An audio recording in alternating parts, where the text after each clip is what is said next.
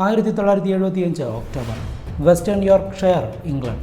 Leeds എന്ന സിറ്റിയിലെ public ഗ്രൗണ്ടിൽ നിന്നും ഒരു സ്ത്രീയുടെ ഡെഡ് ബോഡി ലഭിക്കുന്നു. പോലീസ് എൻക്വയറിയിൽ മരണപ്പെട്ടത് വിൽമ മെക്കൺ എന്ന 28 വയസ്സുകാരിയാണെന്ന് മനസ്സിലായി. 4 മക്കളുള്ള ഡിവോഴ്സായ ഒരു ലേഡിയായിരുന്നു അവർ. കൊലപാതകമാണ് നടന്നിരിക്കുന്നത് എന്നുള്ള കാര്യത്തിൽ യാതൊരു തർക്കവുമില്ല. തലയിലും ശരീരമാസകലവും ധാരാളം മുറിവുകൾ ഏൽപ്പിച്ചാണ് അവരെ കൊന്നിരിക്കുന്നത്. കൂടുതൽ അന്വേഷണത്തിൽ മരണപ്പെട്ട വിൽമ മെക്കൺ ഒരു പ്രോസ്റ്റിറ്റ്യൂട്ട് കൂടിയായിരുന്നു എന്നുള്ളത് വ്യക്തമായി. കൊലയാളിയെക്കുറിച്ചുള്ള യാതൊരു തെളിവും ക്രൈം സീനിൽ നിന്നും പോലീസിന് ലഭിച്ചില്ല. മാത്രമല്ല, കാര്യമായ പബ്ലിക് ഇൻട്രസ്റ്റും ഈ കേസിൽ ഉണ്ടായിരുന്നില്ല. മരണപ്പെട്ടത് ഒരു പ്രോസ്റ്റിറ്റ്യൂട്ട് അല്ലേ, അവർക്ക് എന്തോ ആയിക്കോട്ടെ എന്നുള്ള നിലപാടായിരുന്നു പബ്ലിക്കിന്. എന്നാൽ ഒരു സീരിയൽ കില്ലർ ആരംഭിച്ച ആദ്യത്തെ കൊലപാതകമായിരുന്നു ഇത് എന്ന് ആരും പ്രതീക്ഷിച്ചില്ല. യൂറോപ്പിനെ മുഴുവൻ വിറപ്പിച്ച ദ യോർക്ക്ഷയർ റിപ്പർ കേസിനെ കുറിച്ചാണ് ഇന്നത്തെ video. Welcome back to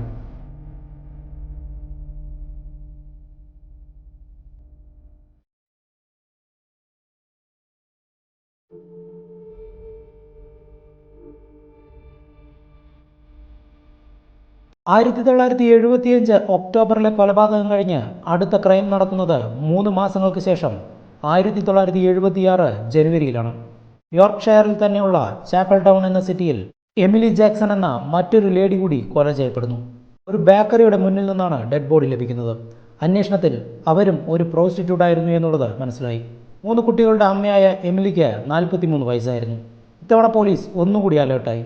crime scene വിശദമായി പരിശോധിച്ചപ്പോൾ ഒരു ബൂട്ട് പ്രിന്റ് പോലീസിന് ലഭിച്ചു. 7 ഇഞ്ച് നീളമുള്ള ഒരു ബൂട്ട് പ്രിന്റ് ആയിരുന്നു അത്. ഇത് മാത്രമായിരുന്നു പോലീസിന് ആകെ ലഭിച്ച തെളിവ്. 1977 ഏപ്രിൽ മാസത്തിൽ 3ാമത്തെ കൊലപാതകം നടക്കുന്നു. ഐറീൻ റിച്ചാർഡ്സൺ എന്നൊരു ലേഡിയായിരുന്നു കൊല ചെയ്യപ്പെട്ടത്. ഈ 3 കൊലപാതകങ്ങളും തമ്മിൽ നല്ല സാമ്യമുണ്ടായിരുന്നു. കൊലപാതകം നടത്തിയ രീതി, മുറിവുകൾ എല്ലാം തമ്മിൽ നല്ല സാമ്യം. മാത്രമല്ല, കൊല ചെയ്യപ്പെട്ട ഈ 3 പേരും പ്രോസ്റ്റിറ്റ്യൂട്ട്സ് ആയിരുന്നു. സോ പ്രോസ്റ്റിറ്റ്യൂട്ട്സിനെ മാത്രം തിരഞ്ഞു പിടിച്ച് കൊല്ലുന്നയാളാണ് കില്ലർ എന്നുള്ളത് വ്യക്തമായി. സെക്കൻഡ് ക്രൈം നടന്നപ്പോൾ ഒരു ബൂട്ട് പ്രിന്റാണ് ലഭിച്ചതെങ്കിൽ ഇത്തവണ ലഭിച്ചത് ഒരു കാറിന്റെ ടയർ മാർക്കായിരുന്നു. ബൂട്ട് പ്രിന്റ് വെച്ച് കില്ലറിന്റെ ഉയരവും വെയിറ്റുമെല്ലാം ഏകദേശം കണ്ടുപിടിക്കുന്നു. മാത്രമല്ല, ടയർ മാർക്ക് വെച്ച് കില്ലർ ഏതു തരത്തിലുള്ള കാറാണ് യൂസ് ചെയ്യുന്നത് എന്ന് കണ്ടുപിടിക്കാനുള്ള ശ്രമവും പോലീസ് ആരംഭിച്ചു. ഈ 3 കൊലപാതകങ്ങളിൽ നിന്നും പോലീസിന് ലഭിച്ച ക്ലൂ പ്രോസ്റ്റിറ്റ്യൂട്ട്സിനെ മാത്രം ടാർഗറ്റ് ചെയ്യുന്നയാളാണ് കില്ലർ എന്നുള്ളതും ആ ബൂട്ട് പ്രിന്റും ടയർ മാർക്കും മാത്രമായിരുന്നു. ഇത് വെച്ച് വേണം പോലീസിന് ഇനി കേസ് തെളിയിക്കാൻ. അന്വേഷണം ഊർജിതമാക്കി. ഇതിനിടയിൽ അതേ മാസം വീണ്ടും ഒരു കൊലപാതകം കൂടി നടക്കുന്നു. 33 വയസ്സുള്ള പാട്രീഷ്യ ആക്കിൻസൺ എന്ന ലേഡിയാണ് കൊല ചെയ്യപ്പെട്ടത്. മറ്റുള്ള 3 കൊലപാതകങ്ങൾ നടന്നത് പബ്ലിക് പ്ലേസിൽ വെച്ചായിരുന്നെങ്കിൽ ഈ കൊലപാതകം നടന്നത് പാട്രീഷ്യയുടെ ഫ്ലാറ്റിൽ വെച്ച് തന്നെയായിരുന്നു. മാത്രമല്ല, ആദ്യത്തെ 3 കൊലപാതകങ്ങളും ലീഡ്സ് സിറ്റിയിലും പരിസര പ്രദേശങ്ങളിലുമായിരുന്നു നടന്നിരുന്നതെങ്കിൽ ഇത് ലീഡ്സിൽ നിന്നും കുറച്ചു മാറി ബ്രാഡ്ഫോർഡ് സിറ്റിയിലാണ് നടന്നത്. പാട്രീഷ്യ ആക്കിൻസണും ഒരു പ്രോസ്റ്റിറ്റ്യൂട്ട് ആയിരുന്നതുകൊണ്ട് തന്നെ കില്ലർ സെയിം ആണെന്ന് പോലീസ് ഉറപ്പിച്ചു. മാത്രമല്ല, ഈ ക്രൈം സീനിൽ നിന്നും ഒരു ബൂട്ട് പ്രിന്റ് ലഭിച്ചിരുന്നു. അത് പരിശോധിച്ചപ്പോൾ എമിലി ജാക്സൺ കേസിൽ ലഭിച്ച ബൂട്ട് പ്രിന്റുമായി 100% മാച്ചാവുകയും ചെയ്തു. എന്നാൽ ഫിംഗർ പ്രിന്റോ മറ്റു കൂടുതൽ തെളിവുകളോ ഒന്നും ലഭിച്ചില്ല എന്നുള്ളത് പോലീസിന് തലവേദനയായി. ഒരു വർഷത്തിനുള്ളിൽ 4 കൊലപാതകങ്ങൾ. എന്നിട്ടും പോലീസിന് കില്ലറിലേക്ക് എത്താൻ കഴിയുന്നില്ല എന്നുള്ള സാഹചര്യം നിലനിൽക്കുമ്പോഴും പൊതുജനങ്ങൾ ഈ കേസിന് കാര്യമായ ഒരു അറ്റൻഷൻ കൊടുക്കുന്നില്ല. പ്രോസ്റ്റിറ്റ്യൂട്ട്സിന് മാത്രമേ ഇത് സംഭവിക്കുള്ളൂ എന്നുള്ള മനോഭാവമായിരുന്നു എല്ലാവർക്കും. പെട്ടെന്നായിരുന്നു സാഹചര്യം മാറുന്നതും എല്ലാവരും ഭയപ്പെടാൻ ആരംഭിച്ചതും. 1977 ജൂൺ മാസത്തിൽ 16 വയസ്സുള്ള ജെയിൻ മക്ഡൊണാൾഡ് എന്നൊരു സ്റ്റുഡൻറ് കൊല ചെയ്യപ്പെട്ടതോടെയാണ് കില്ലറിനെ എല്ലാവരും ഭയപ്പെട്ടു തുടങ്ങിയത്. ജെയിൻ ഒരു പ്രോസ്റ്റിറ്റ്യൂട്ട് ആയിരുന്നില്ല. കില്ലർ കൊലപാതകത്തിൻ്റെ അടുത്ത തലത്തിലേക്ക് കടക്കുകയാണ് എന്നുള്ളത് എല്ലാവരും ഭയത്തോടെ മനസ്സിലാക്കി. കേസിന് പബ്ലിക് ഇൻട്രസ്റ്റും മീഡിയ കവറേജും ലഭിച്ചു തുടങ്ങിയതോടെ പോലീസിന് കില്ലറിനെ എങ്ങനെയെങ്കിലും കണ്ടെത്തിയേ മതിയാവൂ എന്നുള്ള സാഹചര്യം വന്നു. എല്ലാവരും കൊല ചെയ്യപ്പെടുന്നത് നൈറ്റ് ടൈമിലാണ്. യോർക്ക്ഷയറിലും അടുത്തുള്ള സിറ്റികളിലുമെല്ലാം പോലീസ് നൈറ്റ് പട്രോളിംഗ് ശക്തമാക്കി. അജ്ഞാതരായ വ്യക്തികളുടെ വാഹനത്തിൽ ആരും കയറരുത് എന്ന് പോലീസ് പൊതുജനങ്ങൾക്ക് നിർദ്ദേശം നൽകി. കാരണം കാറിൽ ലിഫ്റ്റ് കൊടുത്താണ് കില്ലർ മരണപ്പെട്ട സ്ത്രീകളെയെല്ലാം സമീപിച്ചത് എന്നുള്ള നിഗമനത്തിലായിരുന്നു പോലീസ്. കില്ലറിന് വേണ്ടിയുള്ള തീവ്രമായ തിരച്ചിൽ തന്നെയായിരുന്നു പോലീസ് ആരംഭിച്ചത്. 250ഓളം ഇൻവെസ്റ്റിഗേറ്റേഴ്സ് അന്വേഷണത്തിനിറങ്ങി. എല്ലാ വീടുകളിലും കയറിയിറങ്ങി ഡീറ്റെയിൽസ് കളക്ട് ചെയ്തു. സംശയമുള്ളവരെ ചോദ്യം ചെയ്തു. ഇതോടെ സ്ത്രീകളാരും രാത്രികാലങ്ങളിൽ പുറത്തിറങ്ങാതെയായി. ബാറുകളിലും ക്ലബ്ബുകളിലും ഒന്നും ആളില്ലാത്ത അവസ്ഥ. അപ്പോഴും ആ കില്ലർ തൻ്റെ അടുത്ത ഇരയെ തിരഞ്ഞുകൊണ്ട് യോർക്ക്ഷയർ സിറ്റിയിൽ തന്നെയുണ്ടായിരുന്നു. 1977 ജൂണിൽ മൗറിൻ ലോങ് എന്നൊരു പ്രോസ്റ്റിറ്റ്യൂട്ട് ആക്രമിക്കപ്പെടുന്നു. തലയിൽ മാരകമായി മുറിവേറ്റ മൗറിൻ രക്ഷപ്പെട്ടു. ഇതാണ് പോലീസിന് ഈ കേസിൽ ലഭിച്ച ആദ്യത്തെ ബ്രേക്ക് ത്രൂ എന്നാണ് എല്ലാവരും കരുതിയത്. കാരണം കില്ലറിൻ്റെ കയ്യിൽ നിന്നും രക്ഷപ്പെട്ട ഒരാൾ, അതിന് എത്രത്തോളം പ്രാധാന്യമുണ്ട് എന്ന് പ്രത്യേകിച്ച് എടുത്തു പറയേണ്ട കാര്യമില്ല. പോലീസ് മൗറിൻ ലോങ്ങിൽ നിന്നും ഡീറ്റെയിലായ സ്റ്റേറ്റ്മെൻറ്റ് എടുക്കുന്നു. നിർഭാഗ്യവശാൽ തലയ്ക്കടിയേറ്റ മൗറിൻ ലോങ്ങിന് മെമ്മറി ലോസായി. തലയ്ക്കടിയേറ്റതിന് ശേഷമുള്ള ഒന്നും അവർക്ക് ഓർമ്മയുണ്ടായിരുന്നില്ല. മൗറിൻ ലോങ്ങിൽ നിന്നും കൊലയാളിയെക്കുറിച്ചുള്ള യാതൊരു വിവരവും പോലീസിന് ലഭിച്ചില്ല. യോർക്ക്ഷയറിലെ റെഡ് ലൈറ്റ് ഏരിയ കേന്ദ്രീകരിച്ച് പോലീസ് പട്രോളിംഗ് ശക്തമാക്കി. കാറിൽ സംശയാസ്പദമായ സാഹചര്യത്തിൽ ഒറ്റയ്ക്ക് ട്രാവൽ ചെയ്യുന്ന എല്ലാ ആണുങ്ങളെയും പോലീസ് ചോദ്യം ചെയ്തു. പക്ഷേ കേസിനെ സഹായിക്കുന്ന ഒരു ക്ലൂവും ലഭിച്ചില്ല. അടുത്ത 3 മാസത്തോളം ഒരു അറ്റാക്കും നടന്നില്ല. പോലീസ് എല്ലാ വഴിക്കും തിരച്ചിൽ ശക്തമാക്കിയതോടെ കില്ലർ പിൻവാങ്ങിക്കാണുമെന്ന് എല്ലാവരും കരുതിയിരിക്കുമ്പോഴാണ് എല്ലാവരെയും ഞെട്ടിച്ചുകൊണ്ട് ഇതുവരെ നടത്തിയതിൽ ഏറ്റവും ക്രൂരമായ കൊലപാതകം കില്ലർ നടത്തുന്നത്. മാഞ്ചസ്റ്ററിലായിരുന്നു മർഡർ നടന്നത്. 1977 ഒക്ടോബർ. ജീൻ ജോർദൻ എന്ന ലേഡിയായിരുന്നു ക്രൂരമായ രീതിയിൽ കൊല ചെയ്യപ്പെട്ടത്. തലയോട്ടി തകർന്ന് ബ്രസ്റ്റുകൾ മുറിച്ചു മാറ്റപ്പെട്ട് ഡെഡ് ബോഡി കാണാൻ തന്നെ വികൃതമാക്കപ്പെട്ട അവസ്ഥയിലായിരുന്നു. ഇത്രയും നടന്നിട്ടും കില്ലറിലേക്ക് എത്താത്ത പോലീസിനെതിരെ വിമർശനങ്ങൾ ശക്തമായി. ഇതോടെ 400-ലധികം ഇൻവെസ്റ്റിഗേറ്റേഴ്സ് ഈ കേസിൽ നിയോഗിക്കപ്പെട്ടു.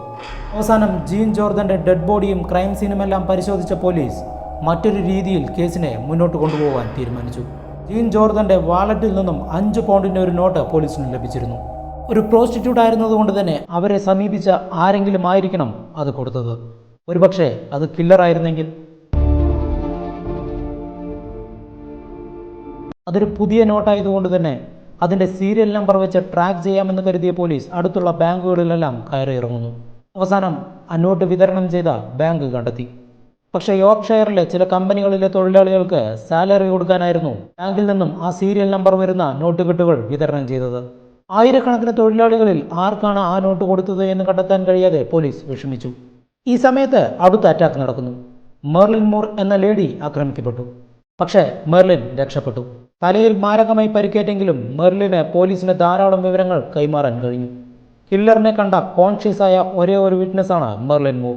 മെർലിൻ കൊടുത്ത ഡീറ്റെയിൽസ് വെച്ച് പോലീസ് ഒരു രേഖാചിത്രം പുറത്തുവിട്ടു. മൊഴിപ്രകാരം ഏകദേശം 30 വയസ്സുണ്ടാവും കില്ലറിന്. നല്ല കറുത്ത മുടിയായിരുന്നു അയാൾക്ക്. ഈ ഡീറ്റെയിൽസ് എല്ലാം ഉൾപ്പെടുത്തിയാണ് പോലീസ് രേഖാചിത്രം വരച്ചത്. അതുവെച്ച് വിശദമായ അന്വേഷണം ആരംഭിച്ചു. 1978 ഫെബ്രുവരിയിൽ വീണ്ടും ഒരു കൊലപാതകം കൂടി നടന്നു.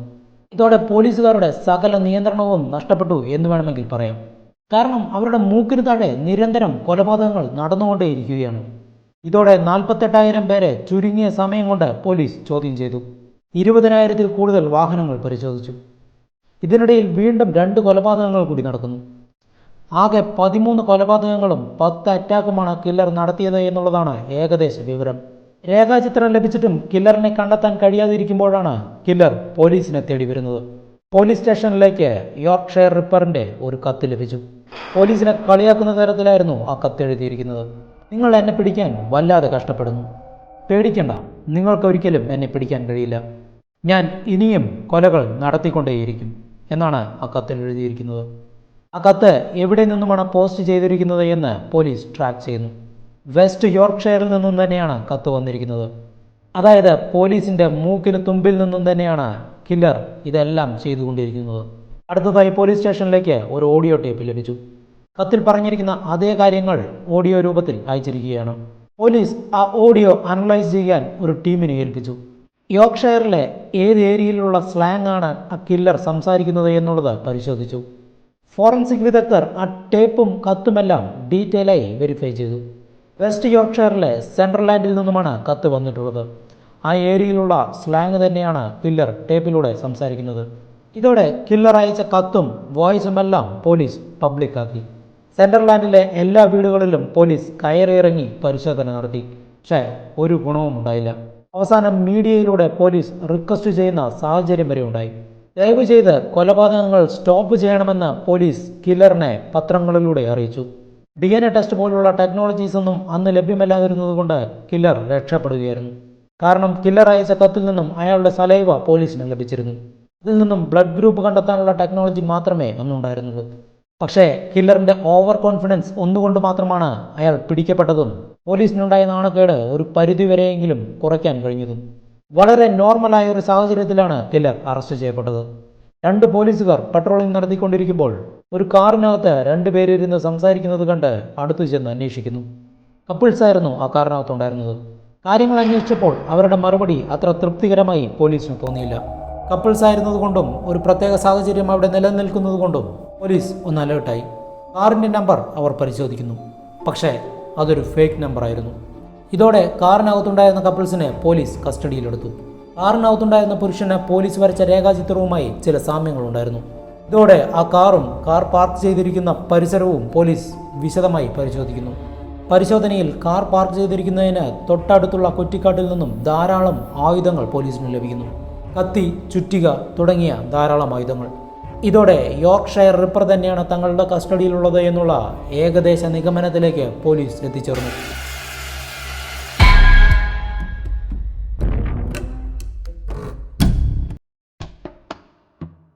ചോദ്യം ചെയ്യലിൽ ഒരു മടിയും കൂടാതെ എല്ലാ കാര്യങ്ങളും അയാൾ തുറന്നു സമ്മതിച്ചു. അയാളുടെ പേര് പീറ്റർ വില്യം സറ്റ്ലാർ. അറസ്റ്റ് ചെയ്ത് കോടതിയിൽ ഹാജരാക്കിയ പീറ്റർ വില്യമിൻ്റെ കേസിൽ വളരെ വേഗത്തിൽ വിചാരണ ആരംഭിക്കുന്നു. എല്ലാവർക്കും ആകാംക്ഷയായിരുന്നു. എന്തിനാണ് പ്രോസ്റ്റിറ്റ്യൂട്ട്സിനെ മാത്രം തിരഞ്ഞുപിടിച്ചു കൊന്നത് എന്നറിയാനായിരുന്നു എല്ലാവർക്കും താല്പര്യം. പക്ഷേ പീറ്റർ വില്യമിൻ്റെ മൊഴി വളരെ വിചിത്രമായിരുന്നു. ടീനേജ് പ്രായത്തിൽ അയാൾ ഒരു സെമിത്തേരിയിൽ ജോലി ചെയ്തിരുന്നു. കല്ലറ നിർമ്മിക്കുന്നതിന് വേണ്ടി കുഴിയെടുക്കാൻ സഹായിക്കലായിരുന്നു അയാളുടെ ജോലി. ഒരു ദിവസം അയാൾ ജോലി ചെയ്തുകൊണ്ടിരിക്കുന്ന സമയത്ത് കുഴിക്കകത്തു നിന്നും ഒരു ശബ്ദം കേൾക്കുന്നു. ഒരു മനുഷ്യ ശബ്ദം പോലെയായിരുന്നു അതുണ്ടായിരുന്നതെങ്കിലും അതൊരു ദൈവവചനമാണ് എന്നാണ് പീറ്റർ വിശ്വസിക്കുന്നത്. നീ ഇനി കാണുന്ന എല്ലാ പ്രോസ്റ്റിറ്റ്യൂട്ട്സിനെയും കൊല ചെയ്യണമെന്ന് ദൈവം തന്നോട് പറഞ്ഞു എന്നാണ് പീറ്റർ വില്യം കോടതിയിൽ മൊഴി കൊടുത്തത്. മറ്റൊന്നും അയാൾ വെളിപ്പെടുത്തുന്നില്ല. അങ്ങനെയാണ് താൻ ഈ കൊലകൾ ചെയ്യാൻ തുടങ്ങിയത് എന്ന് മാത്രമാണ് പറയുന്നത്. വിചാരണ പൂർത്തിയായി. ആയുഷ്കാലം മുഴുവൻ ജയിലിൽ. ഇതായിരുന്നു പീറ്റർ വില്യമിന് ലഭിച്ച വിധി. 1981 ജൂൺ 2 പീറ്റർ അറസ്റ്റ് ചെയ്യപ്പെട്ടത്. 2020 നവംബർ 13 കോവിഡ് ബാധിച്ച് മരണപ്പെടുന്നു. ഈ കേസിനെ കുറിച്ചുള്ള നിങ്ങളുടെ അഭിപ്രായങ്ങൾ കമൻറ്റായി രേഖപ്പെടുത്തൂ. പുതിയൊരു കേസുമായി അടുത്ത വീഡിയോയിൽ കാണാം.